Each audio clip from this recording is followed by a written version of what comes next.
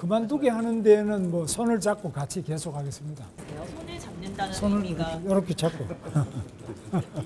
안철수 후보는 박원순 시장을 직접 만든 산모 아니겠습니까, 그죠?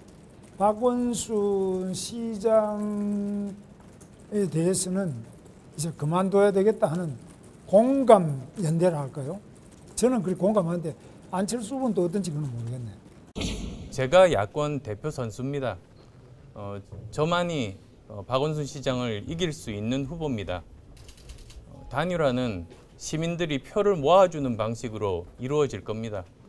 저는 기본적으로 이런 뭐 이합 집산이나 또는 어떤 그 정파적 이런 것으로 뭔가 이런 상황을 바꾸기는 어려울 것이다.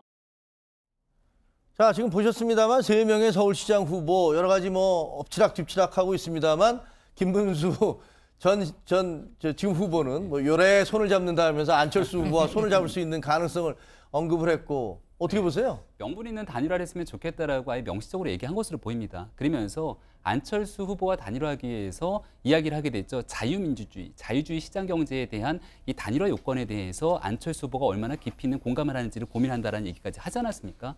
이제 조금 있으면 후보 등록이 얼마 남지 않았다고 말씀하셨는데 지금 같은 상황에서는 김문수 후보가 최종적으로 완주를 하게 됐을 경우에 박원순 현 서울시장 후보를 꺾고 1등으로 당선될 가능성이 그렇게 높아 보이지는 않습니다. 그렇다면 중간에 차라리 명분 있는 단일화를 통해서 안철수 후보로 단일화가 성사됐을 경우에 선거에 대한 승패 여부를 떠나서 모든 짐을 다 안철수 후보에게 던질 수 있는 거거든요. 그리고 김문수 후보 입장에서는 자유한국당에 아무도 후보가 없는 상태에서 내가 나와서 이 정도까지 했던 부분들, 그러니까 한국당을 위기에서 구했다라고 하는 명분도 쌓을 수 있기 때문에 김문수 후보 입장에서는 전혀 잃을 게 없는 카드가 아닐까 생각합니다. 안철수 후보 입장에서 김문수 후보의 저 발언이 어떻게 받아들일까요? 그러니까요. 제가 볼 때는 아주 반어법으로 골탕 먹이는 발언으로 받아들일 가능성이 나를 골탕 먹이는 발언이다. 상당히 높습니다. 왜냐하면 판세를 분석해 보면 김문수 후보의 어떤 그 확장력이라고 하는 것은 거의 굳어져 있다, 없다고 본다면 결국은 관건은 안철수 후보가 어느 정도까지 확장을 해 들어갈 것인가의 문제가 되는 것 아니겠습니까? 근데 김문수 후보가 저렇게 하면서